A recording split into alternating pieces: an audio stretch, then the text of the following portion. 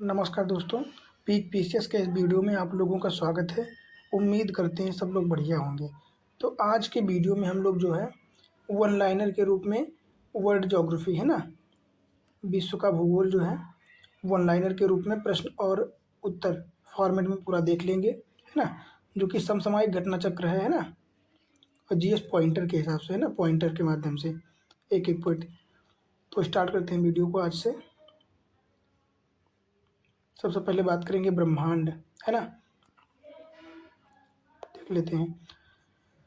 तो पहला क्वेश्चन क्या हो जाएगा कि महाविस्फोट सिद्धांत है ना, जिसको बिग बैंग थ्योरी भी कहते हैं, ये काहे से संबंधित है? तो ये हो जाएगी ब्रह्मांड की उत्पत्ति से, है ना, कि ब्रह्मांड की उत्पत्ति कैसे हुई। अगर इसकी व्याख्या की बात करें तो मान लेते हैं इस ये थ्योरी कहती है कि जब ब्रह्मांड के बनने से पहले एक सिंगुलैरिटी मतलब एक एकल बिंदु था, और ये इसका जो है घनत्व बहुत ज़्यादा था और इसका गुरुत्वाकर्षण भी बहुत ज़्यादा था, है ना, घनत्व था और दाब, और इसका टेम्परेचर भी बहुत ज़्यादा था। फिर अचानक से ये फट जाता है ना, और जब फट जाता है तो धूल एवं धुएँ के कण जो है फैल जाते हैं चारों तरफ, और फिर यही धूल और धुएँ के कण जो है ग्रह, उपग्रह, है ना, और सौरमंडल, ये सारी चीज़ें बन जाते हैं। तो बिग बैंग थ्योरी क्या कहती है कि इस प्रकार से जो है ब्रह्मांड का निर्माण हुआ है ना। अगला प्रश्न क्या हो जाएगा, महाविस्फोट सिद्धांत का प्रतिपादन किसने किया? तो एब्जार्ज लेमेंटियर, किसने? एब्जार्ज लेमेंटियर ने किया है। अगले प्रश्न की बात करें तो अगला प्रश्न है, वह गैलेक्सी जिसमें हमारा सौरमंडल स्थित है, तो हमारी गैलेक्सी का क्या नाम हो जाएगा? तो हमारी जो गैलेक्सी है वर्तमान में, उसको क्या कहते हैं? उसका नाम है मिल्की वे, है ना, अंग्रेजी में मिल्की वे कहते हैं, या फिर इसको मंदाकिनी कहते हैं, या आकाशगंगा, या दुग्ध मेखला। ये चारों नाम जो हैं हमारी गैलेक्सी के हैं, है ना। अब बात करते हैं अगले प्रश्न की। तो अगला प्रश्न क्या है कि आकाशगंगा वर्गीकृत की गई है, मतलब इसका जो है आकार कैसा है हमारी आकाशगंगा का? तो इसका आकार जो है, इसका आकार सर्पिल आकार है। कैसा है? सर्पिल आकार, है ना। अगले प्रश्न की बात करें तो ब्रह्मांड वर्ष किसे कहते हैं? कॉस्मिक ईयर, है ना, कॉस्मिक ईयर। तो सूर्य द्वारा गैलेक्टिक केंद्र की एक परिक्रमा पूरी करने में लगा समय कितना ब्रह्मांड वर्ष कहलाता है ना। कितना? सूर्य द्वारा गैलेक्टिक केंद्र की एक परिक्रमा करने में लगने वाले समय को जो है ब्रह्मांड वर्ष कहते हैं, है ना। फिर बात करें अगले बिंदु की, तो हमारा जो है हमारी आकाशगंगा के केंद्र की परिक्रमा करने में सूर्य को कितना समय लगता है? तो कितने करोड़ समय लगता है? 22 से 25 करोड़ वर्ष, है ना। कितने? 22 से 25 करोड़ वर्ष। सोच सकते कितना बड़ा टाइम लगता है ना, एक परिक्रमा पूरी करने में। फिर अगला प्रश्न क्या है कि तारे के विकास क्रम में सर्वप्रथम क्या होता है? तो सबसे पहले जब तारे का विकास होता है ना, जब बिल्कुल स्टार्ट होता है, तो बनता है सबसे पहले प्रोटो स्टार, है ना। क्या बनता है? Proto star. तो ये पॉइंट आप लोग याद रखना थोड़ा सा, कोई क्वेश्चन पूछे जाते हैं यहाँ से अच्छे खासे। अगला क्या हो जाएगा, तारे का रंग सूचक है, क्या है? उसके ताप से, है ना। उसका जब बहुत ज़्यादा ताप होता है तो वो लाल हो जाता है, एकदम लाल, है ना। फिर उसका जैसे जैसे जो है टेम्परेचर कम होता चला जाता है, वो लाल से फिर पीला, और पीले से फिर डार्क लाइट पीला, येलो, है ना, ऐसे कम होता चला जाता है। अगले प्रश्न की बात करें, वह सीमा जिसके बाहर तारे आंतरिक मृत्यु से ग्रसित हो जाते हैं, तो इसको कहते हैं चंद्रशेखर सीमा। क्या कहते हैं? चंद्रशेखर सीमा।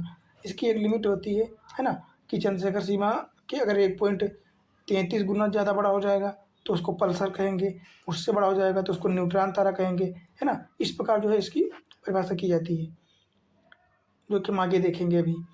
फिर अगले प्रश्न की बात करें तो तारों के कारण घटित आकाशीय परिघटना को क्या कहते हैं? इसको कहते हैं कृष्ण विवर, है ना। ब्लैक ब्लैक होल नाम सुना होगा आप लोगों ने, वही ब्लैक होल की बात की जा रही है। फिर बात करें ब्लैक होल कृष्ण छिद्र सिद्धांत को प्रतिपादित किसने किया? तो हो जाएंगे एस चंद्रशेखर ने। किसने? एस चंद्रशेखर ने, है ना। तो ब्लैक होल सिद्धांत को एस चंद्रशेखर ने जो है प्रतिपादित किया है। फिर अगला प्रश्न है कथन और निष्करण के रूप में, तो देख लेते हैं क्या कहता है कि कृष्ण छिद्र या ब्लैक होल एक ऐसा खगोलीय अस्तित्व है जिसे दूरबीन से देखा नहीं जा सकता।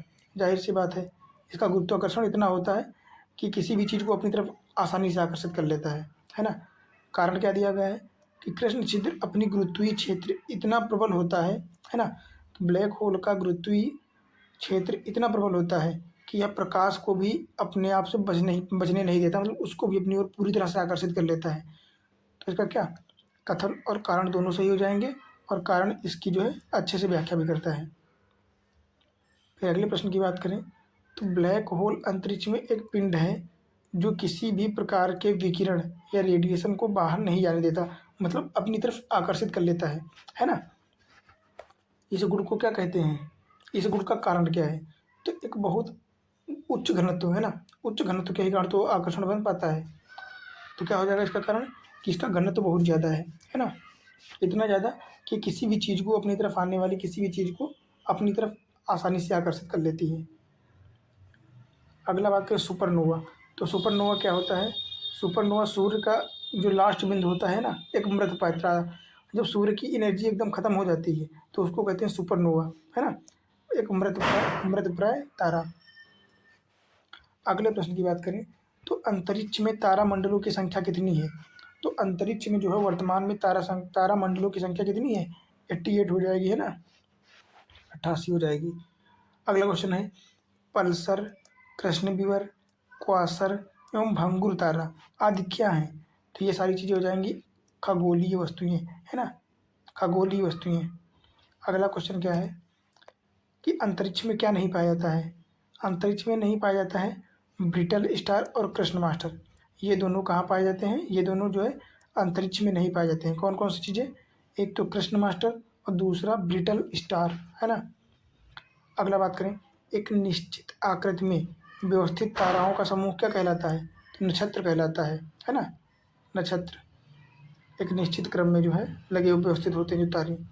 अगला हो जाएगा हबल टेलीस्कोप। हबल अंतरिक्ष टेलीस्कोप ने पहली बार एक दूरस्थ तारे की सतह की छाया भेजी थी, तो उसका नाम क्या था उस तारे का, तो उस तारे का नाम हो जाएगा बीटल ग्यूस, क्या बीटल ग्यूस, है ना, बीटल ग्यूस। अगले प्रश्न की बात करें तो सौर मंडल के सभी 8 ग्रहों में सर्वाधिक माध्य घनत्व किसका है। माध्य घनत्व पूछा गया ना, माध्य घनत्व तो पृथ्वी का हो जाएगा जो कि 5.5 ग्राम पर सेंटीमीटर क्यूब है। कितना, 5.5, है ना, ग्राम पर सेंटी क्यूब। और घनत्व की बात करें तो सेंटीमीटर प्लस ग्राम पर सेंटी क्यूब में मापा जाता है ना, ग्राम पर सेंटीमीटर क्यूब। अगले की बात करें तो पृथ्वी और सूर्य के मध्य बीचों बीच स्थित अंतरिक्ष यान में बैठे व्यक्ति को क्या दिखाई पड़ेगा। आकाश स्याह काला है और तारे टिमटिमाते नहीं हैं, है ना। तो इसके कहने का मतलब ये है कि एक्चुअल में जो है आकाश का रंग जो कैसा होता है, स्याह काला, ना कि नीला। और नीला हम लोगों को दिखाई देता है ना, क्यों दिखाई देता है, तो प्रकीर्णन के कारण, है ना, प्रकाश के प्रकीर्णन के कारण हम लोगों को जो है आकाश नीला दिखाई देता है पृथ्वी से, और अंतरिक्ष यान से देखने पर काला दिखाई देता है। और बात करें तारे टिमटिमाते दिखाई देते हैं हम लोगों को पृथ्वी से, है ना, पर एक्चुअल में टिमटिमाते नहीं हैं, है ना, क्योंकि ये भी प्रकीर्णन के कारण दिखाई देते हैं बट टिमटिमाते नहीं हैं, ये एकदम एक लाइट दिखाई देते हैं बस। फिर बात करें अगले प्रश्न की, तो अगला प्रश्न क्या हो जाएगा, पृथ्वी के संगठन में मुख्य तत्व क्या है। पृथ्वी की बात कर रहा है ना, पृथ्वी, तो इसमें सबसे ज़्यादा आयरन हो जाएगा, कितना परसेंट, 35%, है ना। इसके बाद ऑक्सीजन हो जाएगा 30%, और इसके बाद सिलिकॉन हो जाएगा 15%, है ना। तो लोहा, फिर ऑक्सीजन, फिर सिलिकॉन। बात करें प्रकाश वर्ष क्या है, तो प्रकाश वर्ष जो है दूरी मापने की इकाई है ना, लंबी दूरी मापने की। बात करें एक प्रकाश वर्ष में कितने मीटर की दूरी होती है, तो 9.461 गुणे 10 की पावर 15 मीटर, है ना, एक प्रकाश वर्ष में इतनी दूरी होती है। या फिर इसकी परिभाषा की बात करें तो प्रकाश द्वारा एक वर्ष में तय की गई दूरी को क्या कहते हैं, प्रकाश वर्ष। मतलब प्रकाश मान लो यहाँ से स्टार्ट करता है डे 1 से, है ना, और फिर ये 365वें दिन, है ना, 365वें दिन जो है 101 वर्ष के बाद जितनी दूरी ये तय करेगा इसको एक प्रकाश वर्ष कहेंगे, है ना, जो कि कितना होता है, तो 9.461 गुणे 10 की पावर 15 मीटर। अगले प्रश्न की बात करें तो तारों के मध्य दूरी ज्ञात करने की इकाई क्या हो जाएगी। तो अभी हम लोगों ने जैसा कि बात किया प्रकाश वर्ष, क्योंकि ये बहुत लंबी दूरी मापने के लिए प्रयोग की जाती है ना, प्रकाश वर्ष की इकाई। अगला बात करें तो यदि एक प्रेक्षक तारों को क्षितिज से लंबवत उठते देखता है तो यह अवस्थित होता है कहाँ पे खड़ा होगा, है ना, मतलब वह व्यक्ति कहाँ पर खड़ा होगा कि अगर उसको तारे जो है तारों को क्षितिज से लंबवत उठते हुए दिखाई देते हैं तो ऐसा बिंदु कहाँ हो जाएगा, 0 डिग्री भूमध्य रेखा पर, है ना। कहाँ पे, भूमध्य रेखा। मान लेते हैं ये हमारी पृथ्वी है तो ये वाली क्या हो जाएगी, 0 डिग्री, ये हो जाएगी भूमध्य रेखा, है ना, ये भूमध्य रेखा हो जाएगी, है ना। और ये 23.5 डिग्री नॉर्थ हो जाएगी, इसको कर्क रेखा कहते हैं। फिर ये 66.5 डिग्री हो जाएगी, है ना, नॉर्थ, इसको क्या कह देंगे, आर्कटिक वृत्त कहेंगे, है ना। और फिर ये तो ध्रुव हो जाएगा, उत्तरी ध्रुव। इसी प्रकार नीचे मकर रेखा हो जाएगी यहाँ पे, और यहाँ पे क्या हो जाएगा, अंटार्कटिक वृत्त हो जाएगा, और फिर ये दक्षिणी बिंदु हो जाएगा, है ना।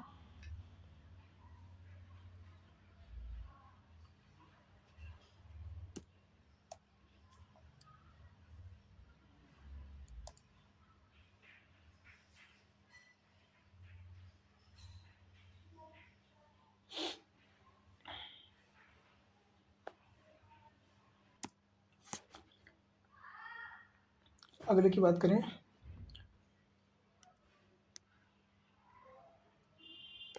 तो अगला प्रश्न क्या हो जाएगा, जिस तारामंडल के तारे ध्रुव के तारे की ओर संकेत करते हैं वह क्या कहलाते हैं, तो सप्तऋषि कहलाते हैं। क्या कहलाते हैं, सप्तऋषि, है ना, सप्तऋषि। अगले अगला कौन सा टॉपिक हो जाएगा, सौरमंडल, है ना। अब हम लोग बात करेंगे सौरमंडल की। तो इस प्रकार जो है इस सीरीज में हम लोग बात करते हैं कितना, इस सीरीज में जो डायरेक्टली की बात करें डायरेक्टली तो इसमें लगभग 600 प्रश्नों का जो है डिस्कस किया जाएगा वो व्याख्या के साथ, है ना। और अगर इनडायरेक्टली की बात करें तो लगभग हम लोग 1000, है ना, 1000 प्रश्नों को डिस्कस करेंगे इसमें, है ना। तो सोचो यहाँ पे आप लोगों के वर्ल्ड ज्योग्राफी से केवल 1000 क्वेश्चन हो जाएंगे, और मुझे नहीं लगता कि इसके ये सारे प्रश्न डिस्कस करने के बाद क्वेश्चन कहीं अन्य से आएंगे, है ना। तो बात करते हैं अगले प्रश्न की। क्या कहता है कि सौरमंडल का वह भाग सौरमंडल का भाग नहीं है, तो निहारिका जो है ये सौरमंडल का भाग नहीं है ना। अगले प्रश्न की बात करें तो सूर्य हमारे सौरमंडल का केंद्र है और पृथ्वी उसकी परिक्रमा करती है। इस तरह प्रथम ये नियम किसने प्रतिपादित किया था, तो सबसे पहले कोपरनिकस ने, है ना। कोपरनिकस ने बताया था कि पृथ्वी जो है ये सूर्य के चारों ओर चक्कर लगाती है ना। अगला बात करें तो सौरमंडल का निर्माण हुआ है कितने टाइम पहले, तो 4.6 बिलियन ईयर से है ना। कितना टाइम पहले हो जाएगा, 4.6 बिलियन वर्ष पूर्व। कितना बड़ा टाइम है देख सकते हैं आप। अगला प्रश्न हो जाएगा कि सौरमंडल जो है हमारे सौरमंडल या सौर परिवार के संदर्भ में कौन सा कथन सही है ना। तो क्या हो जाएगा इसका आंसर, हमारे सौर परिवार के सभी ग्रहों में पृथ्वी का घनत्व सबसे ज़्यादा है ना। तो यहाँ पे एक चीज़ ध्यान रखना ये कि पृथ्वी सबसे ज़्यादा घनत्व वाली है, सबसे ज़्यादा घनत्व किसका हो जाएगा, पृथ्वी का, है ना। सबसे कम किसका होगा, सबसे कम होगा शनि का। अगले की बात करें सौरमंडल में ग्रहों की संख्या कितनी है, तो सौरमंडल में वर्तमान में 8 ग्रहों की संख्या है, क्योंकि 9वां जो ग्रह था प्लूटो, है ना, प्लूटो, तो इसको जो है हटा दिया गया है। अब इसको 52 ग्रहों में रख दिया गया है, कौन से, डॉर्फ प्लैनेट्स, है ना।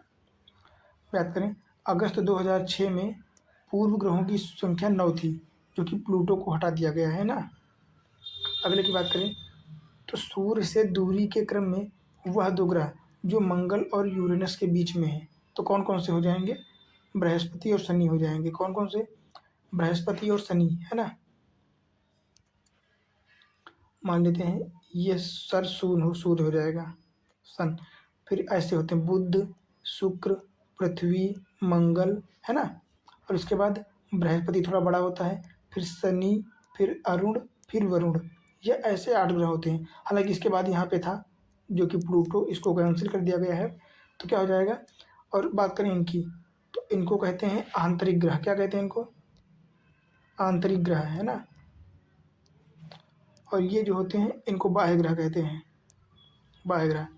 बात करें सबसे ज़्यादा आकार किसका होता है, तो आकार के हिसाब से बात करें तो सबसे पहले नंबर 1 पर ये आएगा, फिर 2, फिर 3, फिर 4 ऐसे आएंगे, और इसके बाद फिर ऐसे स्टार्ट हो जाएगा। तो सबसे पहले क्या आएगा, सबसे पहले आएगा सूर्य, है ना, फिर बुध, फिर शुक्र, फिर पृथ्वी, ये पृथ्वी हो जाएगी, फिर मंगल, फिर इसके बाद बृहस्पति, शनि, फिर यूरेनस या अरुण, फिर नेपच्यून या वरुण आ जाएगा, है ना। तो इस प्रकार सारे बैठे हुए हैं। तो सूर्य कभी कभी पूछ लेता है कि सूर्य के सबसे नज़दीक कौन है, तो बुध हो जाएगा, है ना। और पृथ्वी के सबसे नज़दीक कौन है, तो अगर दाएं बात करेगा तो बुध, और पृथ्वी के शुक्र हो जाएगा और मंगल हो जाएगा, है ना। पर नज़दीक की बात करेगा तो शुक्र आएगा सबसे पहले, क्योंकि मंगल थोड़ा सा दूर पड़ जाता है पृथ्वी से, है ना।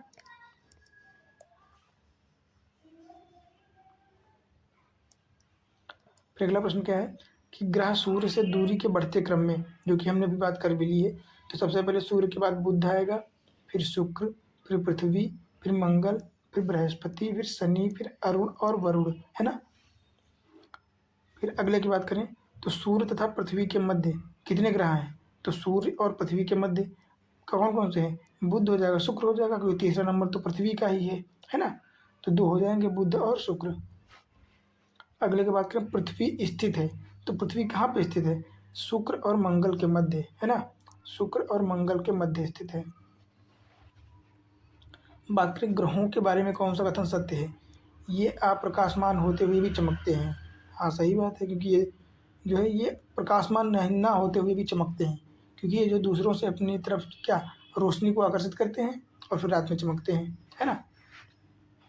फिर यहाँ पे कुछ दिया गया है मिलान करने को, है ना। तो बात करें ग्रह, यूरेनस, यूरेनस क्या है, यूरेनस एक ग्रह है ना, 8 ग्रहों में से एक। और उपग्रहों की बात करें तो चंद्रमा उपग्रह हो जाएगा, जो कि पृथ्वी का उपग्रह है ना।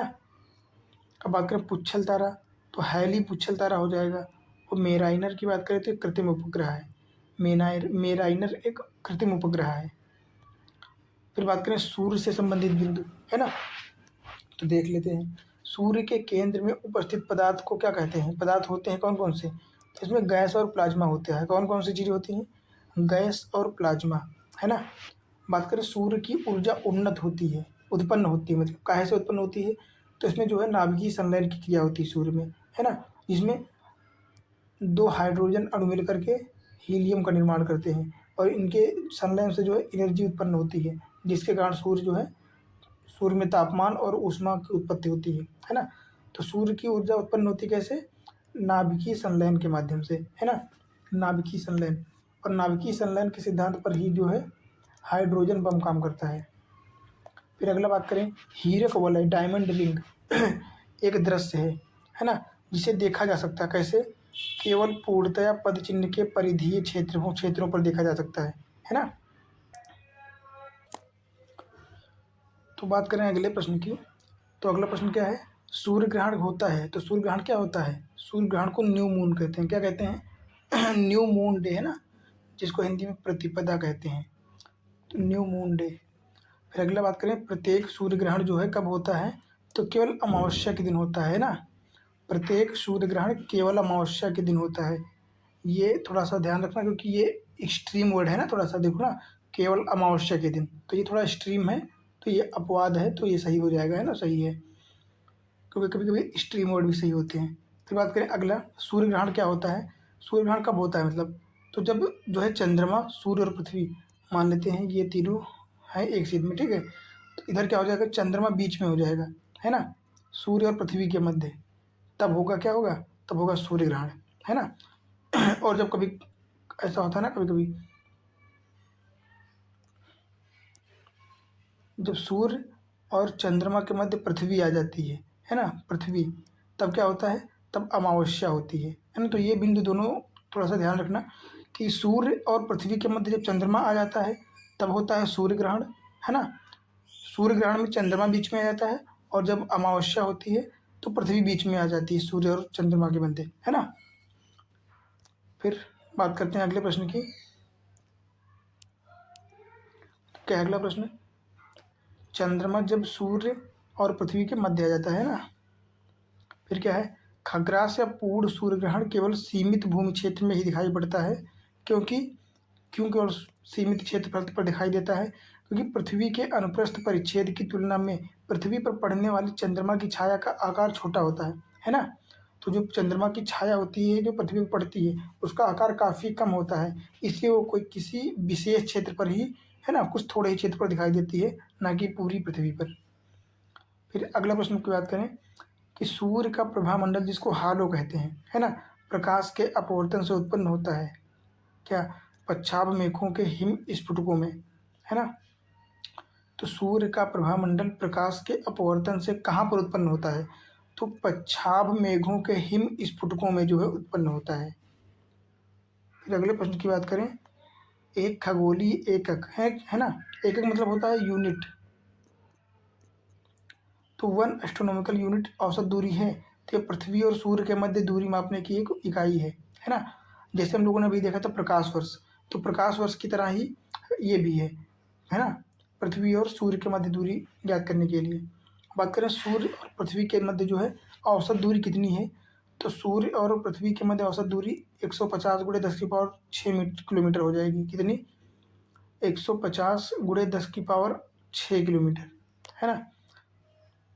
बात करें सूर्य से पृथ्वी की दूरी कितनी है, वो ऐसे अगर किलोमीटर में बात करें डायरेक्ट तो हो जाएगा 149.6 मिलियन किलोमीटर। कितना? 149.6 मिलियन किलोमीटर, है ना, जो कि बहुत ज़्यादा है।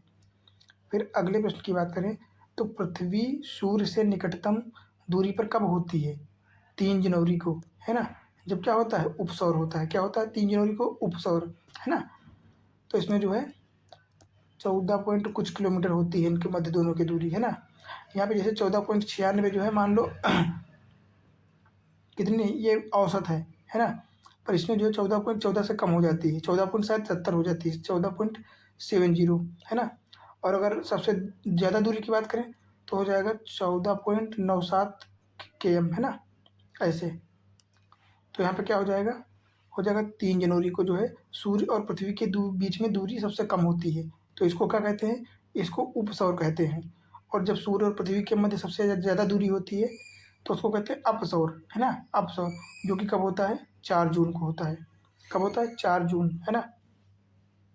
बात करें सूर्य का आकार जो है पृथ्वी से बड़ा है, कितना बड़ा है? तो 109.2 गुना है, मतलब पृथ्वी से सूर्य 109.2 गुना बड़ा है, सोच सकते हैं आप लोग। फिर अगला प्रश्न क्या है मिलान करने की पूछा गया है यहाँ पे। तो सौरमंडल का सबसे छोटा ग्रह क्या हो जाएगा? तो बुध हो जाएगा सबसे छोटा ग्रह, है ना। और सबसे बड़ा कौन सा हो जाएगा? बृहस्पति, है ना। और सौरमंडल में सूर्य से दूसरे स्थान पर शुक्र हो जाएगा, है ना। सूर्य के बाद कौन सा? सबसे पहले बुध, शुक्र, फिर पृथ्वी, फिर मंगल, फिर बृहस्पति, फिर शनि, फिर अरुण और फिर वरुण, है ना। तो बुध फिर शुक्र आ जाएगा।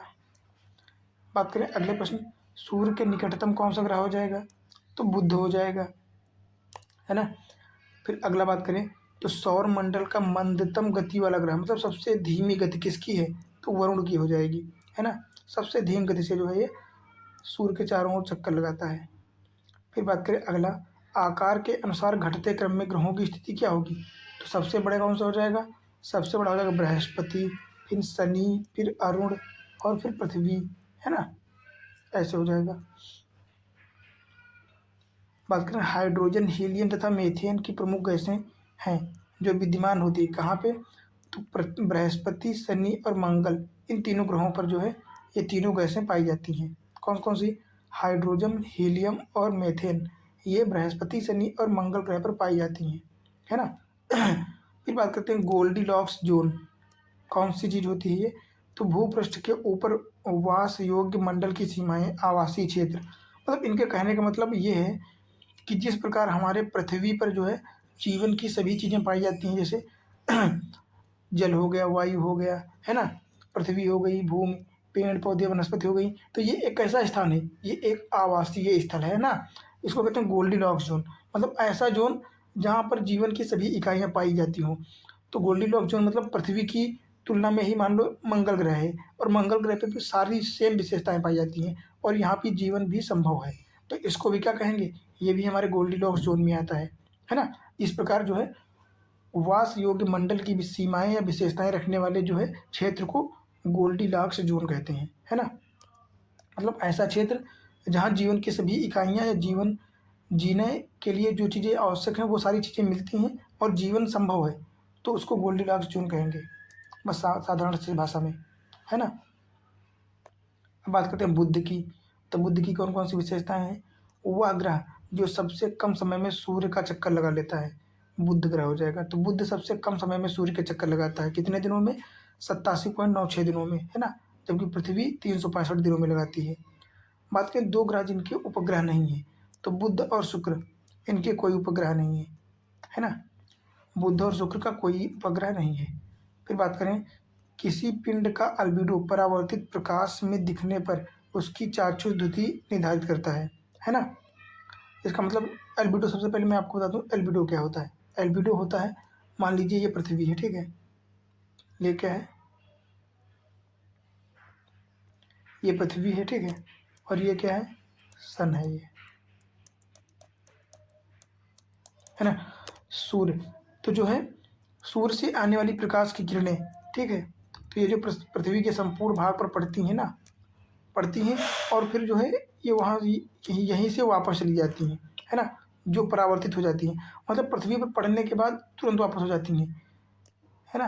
तो ये जो जितना भाग वापस जाएगा, ये जितना भाग, इसको कहते हैं एल्बिडो, है ना, कि मतलब ऐसी प्रकाश की किरणें, वह ऊर्जा या वह एनर्जी जो प्रकाश की किरणें पृथ्वी पर टकरा कर तुरंत वो परावर्तित हो जाती हैं, वापस हो जाती हैं, उनको एल्बिडो कहते हैं। मतलब ऐसी किरणें जो पृथ्वी को किसी भी प्रकार की ऊर्जा नहीं देते हैं या बिना ऊर्जा दिए वो वापस लौट जाती हैं। और ऐसा कब होगा? ऐसा तभी होगा जब ये पृथ्वी की सतह जो है ये चिकनी होगी, है ना। इसीलिए तो पृथ्वी के विभिन्न भागों का जो है एल्बिडो अलग अलग होता है। मान लो यहाँ पे जो है, एक मिनट, मान लेते हैं यहाँ पे जो है ये जो है आइलैंड है, मतलब ये है क्या, बर्फीले क्षेत्र है ना, ग्लेशियर है, और यहाँ पे मरुस्थल है, यहाँ के घास के मैदान है, और यहाँ पे जल है, मान लेते हैं, ठीक है। यहाँ पे आइस हो जाएगा, यहाँ पे जो है मरुस्थल हो जाएगा, है ना, डेजर्ट, और ये हो जाएगा ग्रास, और ये क्या हो जाएगा, वाटर, है ना। तो सबसे ज़्यादा किसका एल्बिडो होगा? बर्फ़ का हो जाएगा, क्योंकि बर्फ़ सबसे ज़्यादा बर्फ परावर्तित करेगी, है ना। और इसके बाद जो है मरुस्थल, फिर वाटर या घास के मैदान, है ना। तो इस प्रकार इनका जो है अलग अलग हो जाता है क्या, अल्बिडो, क्योंकि इसकी सतह बर्फ़ की इतनी चिकनी होती है कि इस पे प्रकाश पड़ता है और लगभग बहुत ज़्यादा, मतलब सारा का सारा जो है वापस हो जाता है। तो इसको कहते हैं प्रकाश का जो है परावर्तन या एल्बिडो। यही तो लिखा है यहाँ पे कि चाक्षुष द्युति निर्धारित करती है, तो निर्धारित करती है ना। मान लो यहाँ पे जिस प्रकार की सतह होगी भूमि की, पृथ्वी की, उस हिसाब से उसका एल्बिडो होगा, है ना। तो मान लो आइस का सबसे ज़्यादा एल्बिडो हो जाएगा, है ना, इसकी चमक सबसे ज़्यादा होती है, तो ये सबसे ज़्यादा प्रभावित कर देगा, है ना। ये होता है एल्बिडो।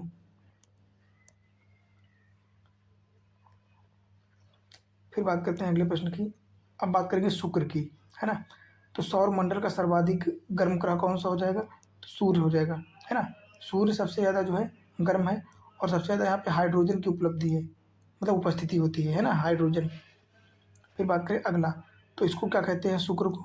शुक्र को कहते हैं भोर का तारा, है ना, इवनिंग स्टार, है ना, ये भी कहते हैं, और भोर का तारा कहते हैं। इसको भगिनी ग्रह कहते हैं, क्या कहते हैं, भगिनी ग्रह, है ना। और पृथ्वी की जुड़वा बहन कहते हैं शुक्र को। तो इन सभी नामों से किसको, पृथ्वी को बुलाते हैं, है ना। फिर अगला प्रश्न क्या हो जाएगा, शुक्र ग्रह पर मानव जीवन का होना अत्यधिक असंभव है। बिल्कुल सही बात है, क्योंकि वहाँ इतना टेम्परेचर है कि वहाँ पे जल या वायु, ये सारी जो जल है अपने आप वाष्प बन के निकल जाता है ना।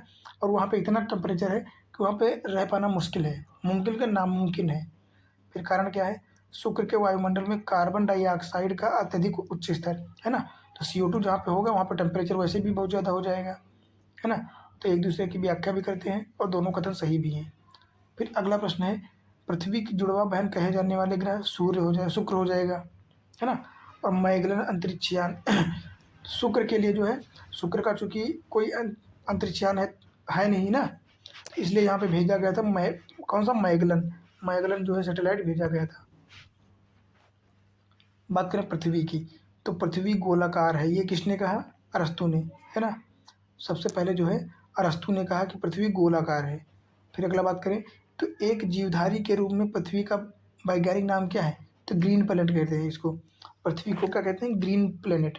और ग्रीन प्लेनेट क्यों कहते हैं? क्योंकि यहाँ पे वनस्पति बहुत ज़्यादा है ना। जैसे अमेजन वर्षा वन हो गए, जिनको पृथ्वी का फेफड़ा कहते हैं, तो सबसे ज़्यादा जो है वनस्पति बहुत ज़्यादा मात्रा में पाई जाती है, इसलिए इसको ग्रीन प्लेनेट कहते हैं। क्योंकि जब सैटेलाइट से ऊपर से देखते हैं ना, तो ज़मीन वमीन नहीं, यहाँ पे केवल पेड़ पौधे पूरा का पूरा हरा दिखाई पड़ता है, इसलिए इसको कहते हैं ग्रीन प्लेनेट, है ना। बात करें पृथ्वी का व्यास कितना है, तो 12,756 किलोमीटर इसका व्यास है ना। व्यास तो जानते होंगे ना सब लोग, ये दूरी जो होती है ये, है ना, ये दूरी जो हो जाएगी पृथ्वी की व्यास हो जाएगी, जो कि कितनी है 12,756 किलोमीटर, है ना। और त्रिज्या की बात करें तो त्रिज्या इतनी हो जाएगी, केवल ये इतनी त्रिज्या हो जाएगी। फिर क्या है अगला, पृथ्वी एक परिशुद्ध गोला नहीं है, परिशुद्ध गोला नहीं है, तो क्या है एक मिनट, ऑप्शन पहला तो पढ़ा ही नहीं हमने। तो क्या है, पृथ्वी पर एक स्थान से बढ़ते हुए अक्षांश वाले दूसरे स्थान पर किसी वस्तु का वजन घटता है, तो भूमध्य रेखा पर जो है ये गलत हो जाएगा, कि 0 डिग्री पर सबसे कम जो है भार होता है ना। पृथ्वी एक परिशुद्ध गोला नहीं है, सही बात है, क्योंकि पृथ्वी एकदम इसका शेप गोला नहीं है, पृथ्वी थोड़ा सा अंडाकार टाइप में है ना। तो ये परिशुद्ध गोला तो हो नहीं सकता, तो दूसरा ऑप्शन सही है, पहला गलत हो जाएगा, है ना। फिर अगले प्रश्न की बात करें, तो पृथ्वी के तरल अभ्यंतर, इसको क्या कहते हैं, आउटर कोर के समान चंद्रमा का अभ्यंतर भी है श्यान द्रव, इसमें क्या भरा हुआ है, श्यान द्रव, है ना, तरल द्रव्य, पर उस थोड़ा सा गाढ़ा। अगले प्रश्न की बात करें, तो भूपर्पटी में बहुतायत से पाया जाने वाला रासायनिक तत्व क्या हो जाएगा, तो भूपर्पटी की बात करें तो यहाँ पे सबसे ज़्यादा ऑक्सीजन पाया जाएगा, है ना, ऑक्सीजन। फिर अगला प्रश्न हो जाएगा, पृथ्वी तक पहुँचने के लिए सूर्य से चला प्रकाश समय लेता है, मतलब पृथ्वी से जो सूर्य का प्रकाश जो है पृथ्वी पर आने में कितना टाइम लेता है, तो 8 मिनट 17 सेकेंड, कभी कभी इसको 8:16 भी लिख दिया जाता है ना, 8 मिनट 16 सेकेंड, तो ये दोनों सही हैं, 8:17 एवं 8:16 सेकेंड, क्योंकि ये जो है ये एवरेज बोल माना गया है ना। लेकिन उपसौर और अपसौर की स्थितियों में थोड़ा सा घट बढ़ जाता है ना। मान लेते हैं उपसौर जो होता है, उपसौर जो है तो इसमें सूर्य और पृथ्वी के मध्य दूरी सबसे कम होती है, जो कि 14.70 किलोमीटर होती है, तो यहाँ पे प्रकाश आने में जो है 8.16 मिनट लगता है ना, 8 मिनट 16 सेकंड। और जब अपसौर होता है ना 4 जून को, तब इनके मध्य दूरी बहुत ज़्यादा हो जाती है, कितनी हो जाती है 14.97 किलोमीटर, है ना। तब जो है 8.20 सेकंड लगता है, कितना 8.20 सेकंड। तो ये तीनों फैक्ट जो है आप लोग रट लेना, मतलब ध्यान रखना। फिर अगला प्रश्न क्या हो जाएगा, कि वह तारा जो पृथ्वी के सर्वाधिक समीप है, तो कौन सा हो जाएगा, सूर्य हो जाएगा, है ना। अगले की बात करें, पृथ्वी का निकटतम ग्रह क्या हो जाएगा, शुक्र हो जाएगा, अभी हमने बताया भी था, है ना। और इसके बाद कौन आ जाएगा, तो आ जाएगा मंगल, है ना। अगला बात करें, तो पृथ्वी को सूर्य की परिक्रमा करने में कितना समय लगता है, तो 365.25 दिन, और यही 25-25 दिन मिलके अगला जो है एक लीप ईयर बना देते हैं, है ना, हर चौथे साल। फिर बात करें, अपने परिक्रमा पथ में पृथ्वी लगभग माध्य वेग से सूर्य का चक्कर लगाती है, वह कितना है, तो 29.8 किलोमीटर पर सेकंड की गति से, कितना 29.8 किलोमीटर प्रति सेकंड की गति से। अगला बात करें, पृथ्वी परिभ्रमण करती हुई प्रति मिनट करीब करीब दूरी तय करती है, कितनी, तो 27.83 किलोमीटर, कितना 27.83 किलोमीटर। फिर अगला प्रश्न क्या हो जाएगा, कि पृथ्वी की परिक्रमण धुरी, है ना, सदा झुकी हुई होती है, तो अपने दीर्घ वृत्तीय कक्ष की 23.5 डिग्री, कितना 23.5 डिग्री पर, है ना। पृथ्वी एकदम ऐसे नहीं होती है, पृथ्वी ऐसे होती है, कैसे, मान लेते हैं पृथ्वी ऐसे अपने अक्ष पर झुकी होती है ना, ऐसे, कैसे, ऐसे झुकी होती है अपने अक्ष पर, है ना। एक्सिस ये होना चाहिए, पर ये थोड़ा सा झुकी होती है, तो इसके मध्य जो है 66 डिग्री, और यहाँ पे 23.5 डिग्री हो जाता है ना। तो ये अपने अक्ष से कितना झुकी है, 23.5 डिग्री ये। फिर बात करें अगले प्रश्न की, क्या हो जाएगा, यहाँ पे सत्य कथन, जब पृथ्वी की चुंबकीय विषुवत रेखा दक्षिण भारत में थुम्बा जो कि गुजरात में स्थित है ना, वहाँ से गुजरती है, कौन सी रेखा, चुंबकीय रेखा। तो ये काफ़ी इंपॉर्टेंट पॉइंट है आप लोगों के लिए। है ना, कि पृथ्वी की चुंबकीय विषुवत रेखा जो दक्षिण में कहाँ से गुजरती है, तो भारत के थुम्बा से गुजरती है, जो कि गुजरात राज्य में स्थित है ना। फिर अगले प्रश्न की बात करें तो पृथ्वी के अक्ष के उत्तरी सिरे को उत्तरी ध्रुव कहते हैं और पृथ्वी के अक्ष की समांतरता होता है ना, पृथ्वी के अक्ष के समानांतर होता है। ये तो हम पहले वीडियो में बात कर चुके हैं। फिर दिन रात जिस कारण होते हैं वह क्या है, पृथ्वी का परिभ्रमण, है ना, पृथ्वी के परिभ्रमण के कारण जो है दिन और रात होते हैं। परिभ्रमण तो जानते होंगे आप लोग ना। मान लेते हैं ये है सूर्य, है ना, और ये है पृथ्वी। तो ये जो इस प्रकार सूर्य के चारों ओर घूम रही है, सूर्य के चारों ओर, तो इसको कहते हैं परिक्रमण, ना कि परिभ्रमण। इसको कहते हैं परिक्रमण, है ना। परिक्रमा मतलब चक्कर लगाना दूसरे का, ठीक है। पर अगर पृथ्वी जो है, मान लेते ये पृथ्वी है, ठीक है, ये पृथ्वी है, एक मिनट, तो ये अपने इसके साथ चारों ओर घूमने के साथ साथ ये अपने अक्ष पर भी ऐसे ऐसे घूम रही है, ऐसे ऐसे घूमते हुए ऐसे चलती है ना, ऐसे ऐसे घूमते हुए। तो ये जो अपने ही अपन मतलब खुद ही चारों तरफ को घूमती है ना, इसको कहते हैं पृथ्वी का परिभ्रमण, है ना। तो मान लेते हैं ये जब, मान लेते हैं अभी यहाँ पे ये है, ठीक है, तो ये जब घूमेगी ना, तो अभी ये इसकी जब जितनी टाइम पृथ्वी का ये हिस्सा इधर रहेगा तब तक यहाँ पे दिन रहेगा, क्योंकि प्रकाश पड़ता रहेगा। और फिर जब यही घूम करके यहाँ पे आ जाएगा, है ना, और ये वाला पार्ट यहाँ पे पहुँच जाएगा, ये यहाँ पे हो जाएगा, तो यहाँ पे जो है यहाँ पे रात हो जाएगी और इस भाग के सामने दिन हो जाएगा, है ना। और फिर जब पृथ्वी घूम के इस तरफ आ जाएगी तब यहाँ पे रात हो जाएगी और यहाँ पे दिन हो जाएगा, है ना। तो पृथ्वी के अपने परिभ्रमण के कारण जो है दिन और रात होता है। और अगर बात करें परिक्रमण के कारण क्या होता है, तो परिक्रमण के कारण जो है मौसम में परिवर्तन आता है। ऋतुएं होती ना चार, शीत ऋतु, ग्रीष्म ऋतु, बसंत ऋतु, है ना। तो ये चारों ऋतुएं कैसे आती हैं, ये पृथ्वी के परिक्रमण के कारण आती हैं। तो यहाँ पे ये चीज़ें जो है आपको क्लियर रखना एकदम, कि पृथ्वी के परिक्रमण के कारण मौसम में परिवर्तन होता है। जलवायु तो खैर 30 सालों के बाद बदलती है, तो मौसम या ऋतुओं में परिवर्तन होता है जो कि पृथ्वी के परिक्रमण के कारण होता है। पर अगर बात करें परिभ्रमण, तो परिभ्रमण से जो है दिन और रात की क्रियाएं होती हैं, है ना। ये आप लोग रट के रखना एकदम। फिर बात करें, जब दिन और रात की अवधि बराबर होती है तो सूर्य की किरणें सीधी पड़ती हैं कहाँ पे, भूमध्य रेखा पर, है ना, 0 डिग्री पर। कैसे पड़ती हैं बता देता हूँ मैं आप लोगों को। मान लेते हैं कि ये है पृथ्वी, ठीक है,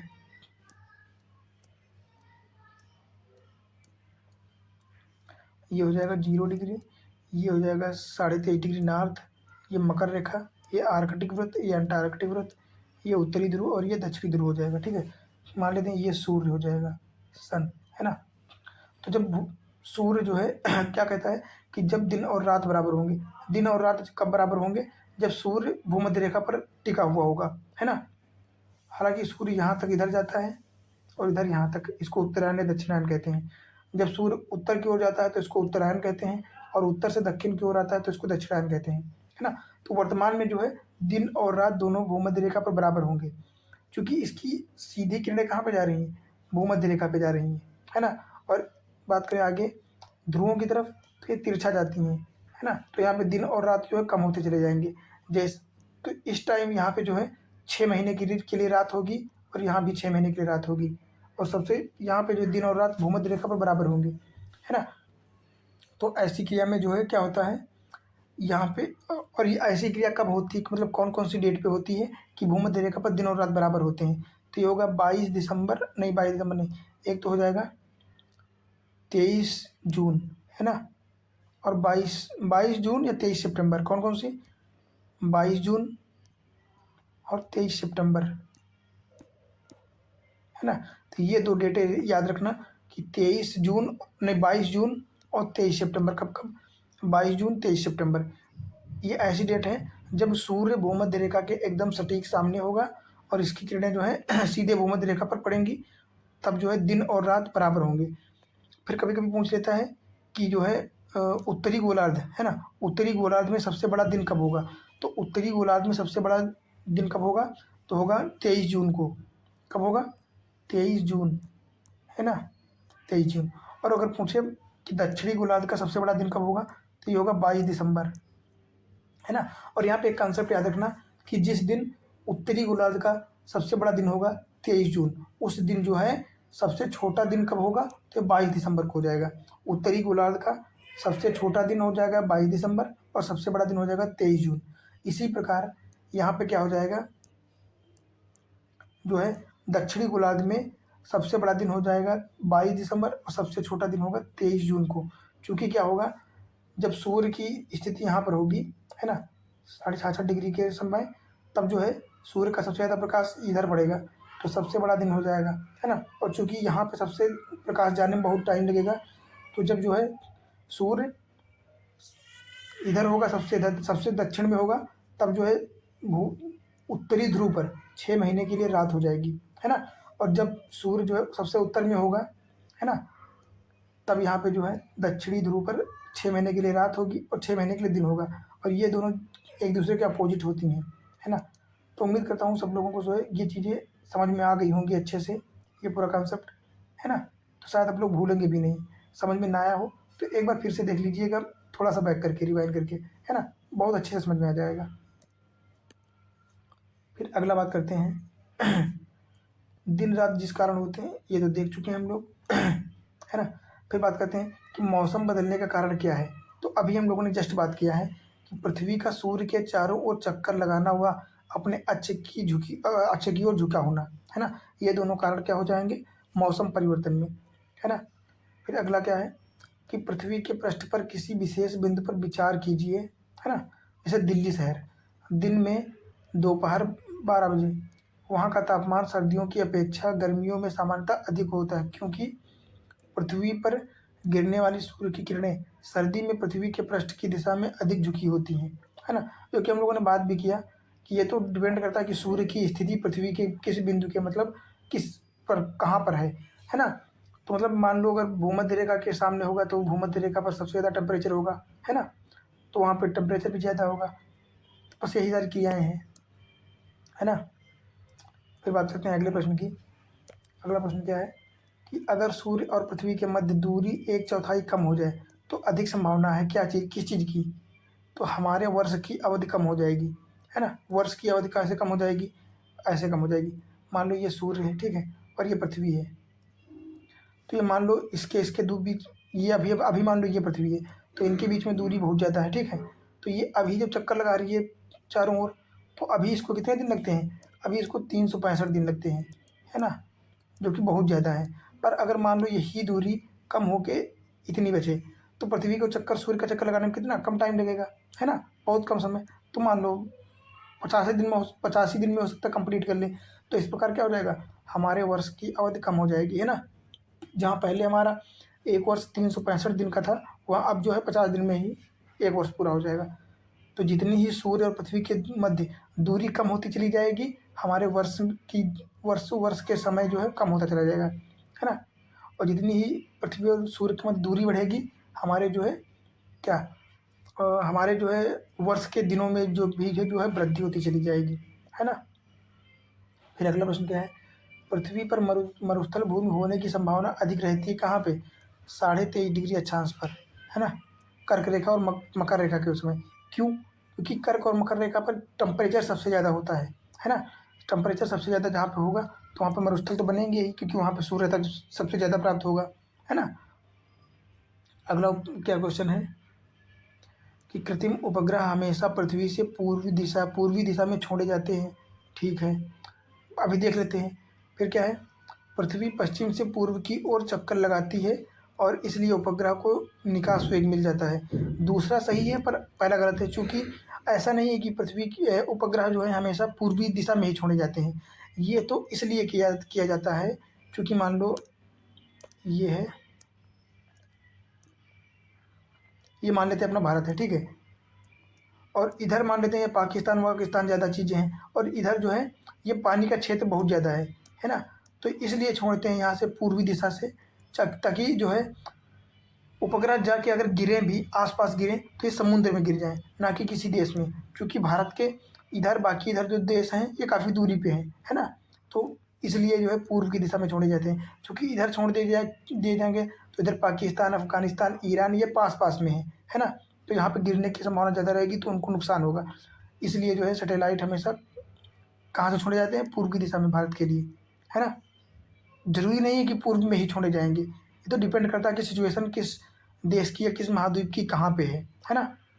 तो इसलिए इसका ऑप्शन ए गलत हो जाएगा। फिर अगला प्रश्न क्या हो जाएगा कि पृथ्वी के परितः घूमने वाले कृत्रिम उपग्रह से बाहर गिराई गई गेंद पर क्या प्रभाव पड़ेगा। तो पृथ्वी के परितः उपग्रह के समान आवर्तकाल के साथ उसी की कक्षा में घूमती रहेगी। इसका एक उदाहरण देता हूँ मैं। मान लेते हैं कि आप दौड़ते हुए जो है किसी गेंद को ऊपर फेंकेंगे, तो अगर आप वहीं पे खड़े रहेंगे तो आपको गेंद वो यहाँ पे नहीं गिरेगी।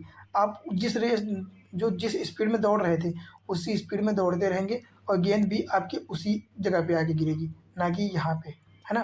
तो यही बता रहा है ये प्रश्न। फिर अगला प्रश्न देख लेते हैं क्या है कि पृथ्वी की जो है पृथ्वी ग्रह की संरचना में प्रावर या मेंटल के नीचे कोर बना हुआ है, काहे का बना होता है, तो लोहे और निकेल का बना होता है ना। यहाँ पे मैं बता देता हूँ सीधे आप लोगों को। मान लेते हैं ये पृथ्वी है, ठीक है। तो पृथ्वी जो है 3 भागों में बटी हुई है। एक तो हो जाएगा ऊपर का क्रस्ट, फिर मेंटल, फिर कोर, है ना। तो इसको क्या कहते हैं, इसको कहेंगे क्रस्ट, है ना। इसको कहेंगे मेंटल और इसको क्या कहेंगे, इसको कहेंगे कोर। और इन तीनों में जो पदार्थ कौन कौन से पाए जाते हैं, यहाँ पे पाया जाता है सियाल, यहाँ पे सीमा और यहाँ पे निफे, है ना। कौन कौन से हो जाएंगे, ये हो जाएगा सिलिकॉन और एल्यूमिनियम, है ना।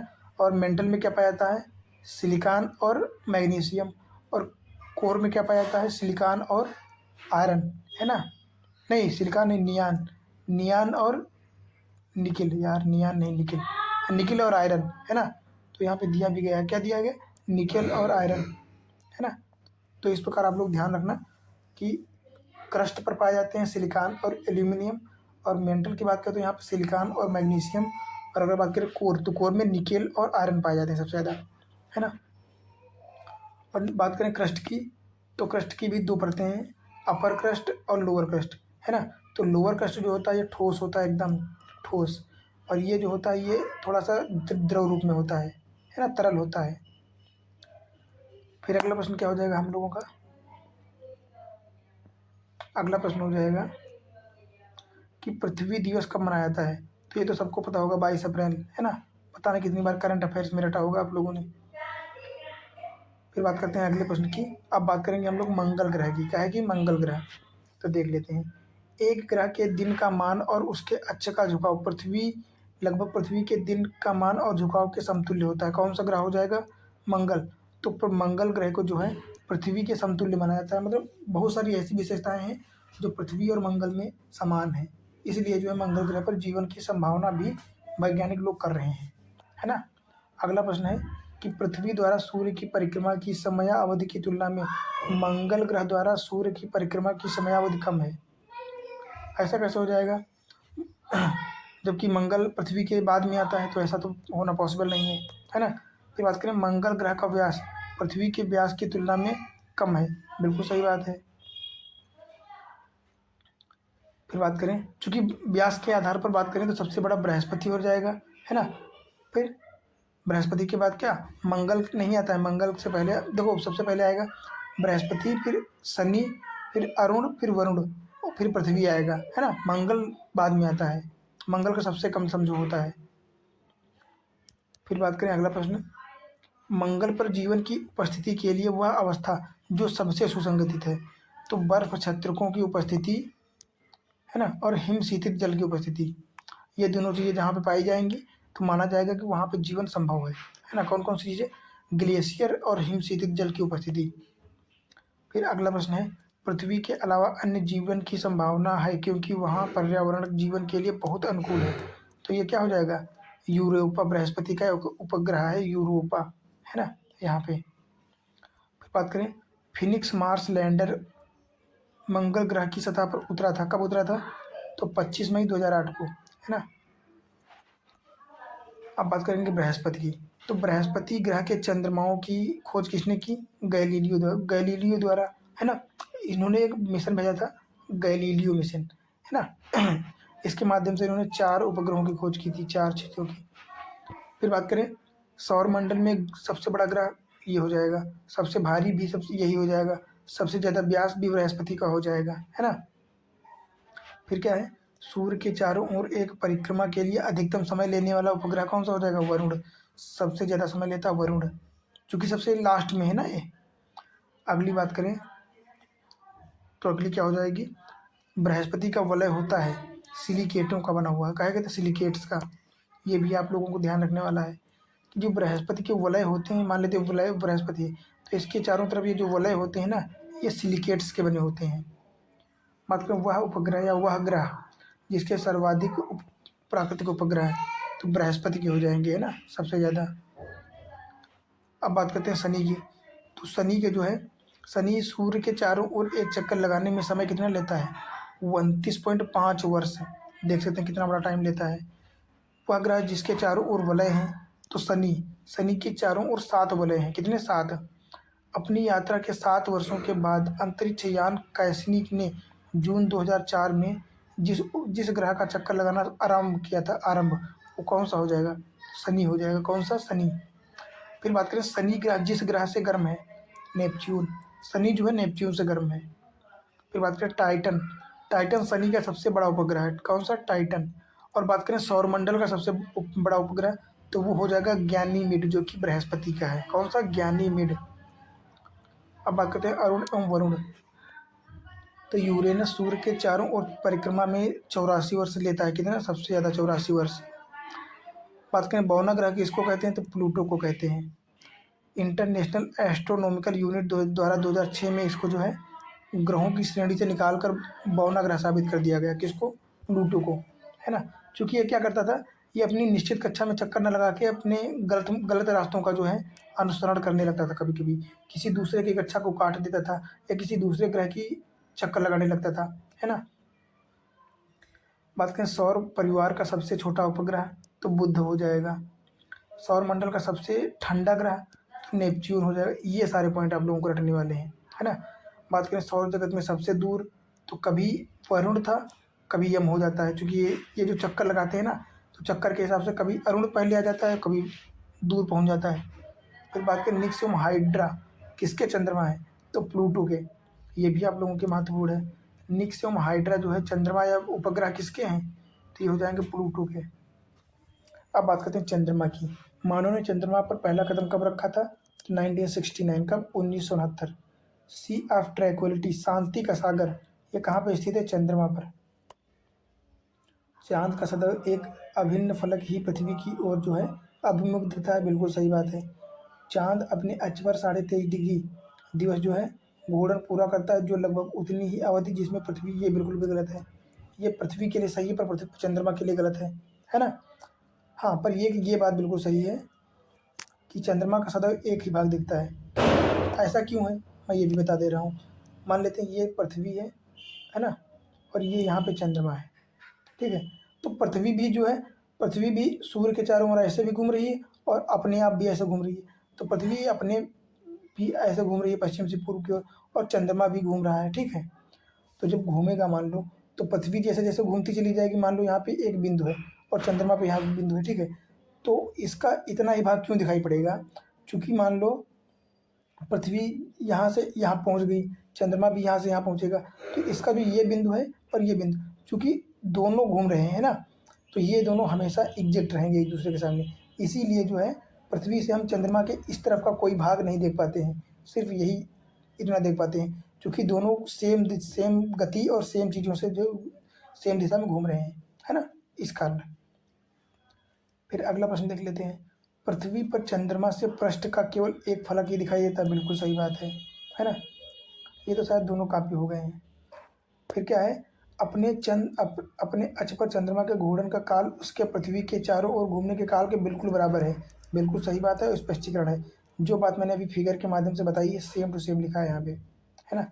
यही कारण है कि पृथ्वी जो है चंद्रमा का केवल एक ही भाग दिखाई पड़ता है। फिर बात करें अगले प्रश्न की। तो चंद्रमा के धरातल पर दो व्यक्ति एक दूसरे की बात नहीं सुन सकते हैं, क्योंकि चंद्रमा पर वायुमंडल नहीं है ना। तो चंद्रमा पर जो है वायुमंडल का अभाव है, इसलिए वहाँ पे एक दूसरे की बातें सुनना मुश्किल है। अगला, चंद्र ग्रहण कब होता है। जो चंद्र ग्रहण कब होता है, जब सूर्य और चंद्रमा के मध्य पृथ्वी आ जाती है। ये हम लोग पहले भी बात कर चुके हैं, है ना। वह परिस्थिति जिसमें चंद्र ग्रहण होता है तो इसको फुल मून कहते हैं, है ना। सूर्य ग्रहण को क्या कहते हैं, इसको न्यू मून कहते हैं, न्यू मून, है ना। और चंद्र ग्रहण को कहते हैं फुल मून। तो चंद्र ग्रहण में क्या होता है, चंद्र ग्रहण में जो है चंद्रमा ऐसा दिखाई देता है, इसको न्यू मून कहते हैं, कि मतलब निकल जाता है ना। और फुल मून में क्या होता है, ये पूरा भर जाता है ना, तो इसको फुल मून कहते हैं। फिर बात करें 14 नवंबर 2016 को पूर्णिमा के चंद्रमा के सामान्य से अधिक चमकदार होने के लिए मुख्य उत्तरदायी कारक क्या था। तो चंद्रमा का पृथ्वी के सबसे निकटतम दूरी पर रहने के कारण पूर्ण उपभू कहलाता है ना। देख लो एक चीज़ और बता देता हूँ मैं, जिस प्रकार जो है सूर्य और मान लेते हैं ये सूर्य है, ये पृथ्वी है, ये चंद्रमा है, तो जिस प्रकार जो है सूर्य के कभी कभी पृथ्वी जो है नज़दीक आ जाती है और कभी कभी बहुत दूर हो जाती है, तो इस प्रकार इसको क्या कहते हैं, उपसौर कहते हैं, उपसौर, है ना। और जब दूरी सूर्य और चंद्र पृथ्वी के मध्य ज़्यादा दूरी होती है तो उसको कहते हैं अपसौर, है ना। सेम प्रोसेस इसमें भी होती है, किसमें, चंद्रमा और पृथ्वी में। तो जब चंद्रमा जो है पृथ्वी के नज़दीक होता है और कभी कभी दूर होता है, तो जब नज़दीक होता है तो इसको कहते हैं उपभू, क्या कहते हैं, उपभू। और जब इनके मध्य दूरी ज़्यादा होती है चंद्रमा और पृथ्वी के मध्य, तो इसको अपभू कहते हैं, क्या कहते हैं, अपभू, है ना। तो ये चारों टर्मिनोलॉजी आप लोग रट लेना, एकदम याद रखना कि जब सूर्य और पृथ्वी के मध्य दूरी सबसे कम होगी उसको उपसौर कहेंगे, और जब दूरी सूर्य और पृथ्वी के मध्य ज़्यादा हो जाएगी सबसे ज़्यादा तो कहेंगे अपसौर, है ना। और जब चंद्रमा और पृथ्वी के मध्य दूरी सबसे कम तो उसको उपभू कहेंगे, और जब पृथ्वी और चंद्रमा के मध्य दूरी ज़्यादा होगी तो उसको कहेंगे अपभू, है ना, क्या, अपभू। तो ये चारों टर्मिनोलॉजी बहुत महत्वपूर्ण है। फिर अगला प्रश्न क्या हो जाएगा कि जब अर्ध चंद्रमा होता है तो सूर्य और पृथ्वी तथा चंद्र के मध्य कोण कितना बनता है, 90 डिग्री का। जब चंद्रमा अर्ध होता है तो ऐसी कोई प्रक्रिया बनती है, सिचुएशन, है ना, 90 डिग्री की, ये 90 डिग्री। मान लेते हैं यहाँ पे पृथ्वी हो जाएगा, यहाँ पे सूर्य हो जाएगा और यहाँ पे चंद्रमा हो जाएगा, है ना। ये क्रिया बनती है 90 डिग्री। तो इसको क्या कहते हैं, इसको कहते हैं जो अर्धचंद्र। अगला क्या है, यहाँ पे मिलान दिया गया है कि ग्रह और यूरेनस, ये तो हम लोग देख चुके हैं पहले, है ना। फिर बात करते हैं ब्लू मून की परिघटना कब होती है।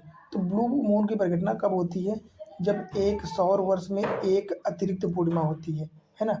जब एक सौर वर्ष में एक अतिरिक्त पूर्णिमा हो जाती है, या किसी महीने में जो है लगातार 2 पूर्णिमाएँ हो जाती हैं, उसको क्या कहते हैं, इस प्रक्रिया को ब्लू मून कहते हैं, है ना।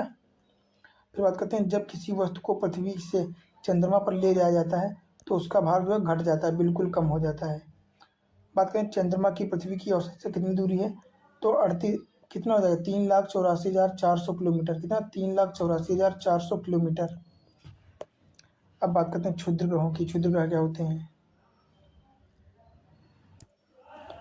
तो देख लेते हैं क्षुद्र ग्रह क्या होते हैं। मंगल और बृहस्पति की कक्षाओं के मध्य सूर्य के चारों ओर परिक्रमा करने वाली शैल के टुकड़ों को जो है क्षुद्र ग्रह कहते हैं, क्या कहते हैं, क्षुद्र ग्रह। मान लेते हैं ये हो जाएगा अपना सूर्य, ठीक है ना, सूर्य। फिर हो जाएगा बुध, शुक्र, पृथ्वी, मंगल, बृहस्पति, शनि, अरुण, वरुण, है ना। तो ये क्या हो जाएगा, तो बुध, शुक्र, पृथ्वी, और ये हो जाएगा मंगल, क्या हो जाएगा, ये हो जाएगा मंगल, और ये हो जाएगा बृहस्पति, है ना। तो इसके मध्य में एक प्लेट होती है, ठीक है, और यहाँ पे जो छोटे छोटे बहुत सारे कणों की एक प्लेट होती है, तो इसमें जो पाए जाते हैं जैसे पत्थर के टुकड़े हो गए, है ना, ये ऐसी चीज़ें, तो इसी प्लेट को क्या कहते हैं, क्षुद्र ग्रहों की प्लेट। इसी में क्षुद्र ग्रह पाए जाते हैं, जो कि बर्फ़ के टुकड़े भी हो सकते हैं और पत्थर के भी, है ना। फिर अगला प्रश्न क्या है कि क्षुद्र ग्रहों के विषय में सही बात करें। तो क्षुद्र ग्रह सूर्य की परिक्रमा करने वाले विभिन्न आकारों के चट्टानी मलबे हैं, क्या है, चट्टानी मलबे। जो अधिकांश क्षुद्र ग्रह छोटे होते हैं किंतु कुछ बहुत बड़े हो जाते हैं, जो कि 1000 किलोमीटर व्यास के हो जाते हैं। सोचो इतना बड़ा कोई क्षुद्र ग्रह जो है होता है जो कि 1000 किलोमीटर व्यास का होता है ना। तो सोचो ऐसा कोई क्षुद्र ग्रह अगर आके पृथ्वी से टकरा जाए तो पृथ्वी एकदम गायब तक हो जाएगी, है ना।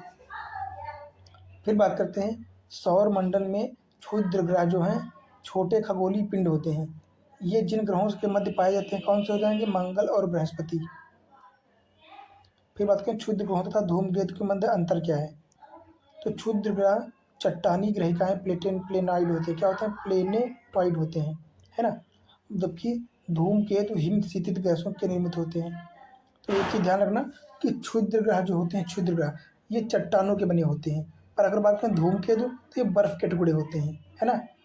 फिर बात करें जिन्हें चट्टानी और धातु पदार्थ आपस में बांधे रखते हैं। और धूमकेतु गोचर दीप्तिमान पुच्छ तारे की तरह होते हैं, जबकि क्षुद्र ग्रह यह नहीं दर्शाते, है ना। तो धूमकेतु जो होते हैं ये थोड़ा सा जलते हुए होते हैं, दीप्तिमान होते हैं, पर क्षुद्र ग्रह में ऐसी कोई प्रक्रिया नहीं होती है ना। अब बात करते हैं धूमकेतु एवं उल्का पिंड। तो धूमकेतु की पुच्छ सूर्य से परे दिष्ट होती है, क्योंकि सूर्य द्वारा उत्सर्जित विकिरण धूमकेतु पर बाह्य दाब डालता है, जिससे उसकी पुच्छ सूर्य से दूर क्षिप्त हो जाती है ना। यही कारण है इसका। फिर बात करें अगला, हेल बॉब क्या नाम है? हेल बॉब, हेल बॉब क्या है? तो हेल बॉब जो है ये पुच्छल तारा धूमकेतु का, है ना। ये धूमकेतु है, यह पुच्छल तारा। फिर बात करें शूमेकर लेवी 9, धूमकेतु जिस ग्रह से टकराया था उसको क्या कहते हैं? बृहस्पति, है ना। तो पूछा जा सकता है कि बृहस्पति से कौन सा पुच्छल तारा टकराया था या धूमकेतु? तो जो है शूमेकर लेवी 9, है ना। बात करें मेटियोर क्या होते हैं? मेटियोर उल्का पिंड। तो बाह्य अंतरिक्ष से पृथ्वी के वायुमंडल में प्रविष्ट करता हुआ द्रव्य का अंश जो होता है उसको मेटियोर कहते हैं, उल्का, है ना। और जब ये यही पृथ्वी पर गिर जाता है तो इसको क्या कहते हैं? इसको उल्का पिंड कहते हैं, उल्का पिंड। तो इस प्रकार जो है ये इतना सारा कुछ हम लोगों ने इस वीडियो में जो है कवर किया है। अब बाकी की चीज़ें जो है जैसे पृथ्वी हो गया है ना, तो पृथ्वी की जानकारी हम लोग अगले वीडियो में लेंगे, है ना। तो फिर उम्मीद करता हूँ कि ये वीडियो आप लोगों को अच्छा लगा होगा और इससे कुछ ना कुछ आप लोगों को जो है सीखने को ज़रूर मिला होगा, है ना। और वीडियो में कुछ अच्छा लगा हो और सीखने को मिला हो तो प्लीज़ वीडियो को लाइक कर दीजिए और चैनल को सब्सक्राइब कर लीजिए, है ना। क्योंकि इसी प्रकार वन लाइनर के माध्यम से सारे सब्जेक्ट्स को मैं कवर करने वाला हूँ एक एक करके, है ना। और वीडियो को शेयर भी कर दीजिए कीजिए ताकि मोटिवेशन बना रहे हम लोगों का, है ना। फिर मिलते हैं अगले वीडियो में अगले टॉपिक के साथ।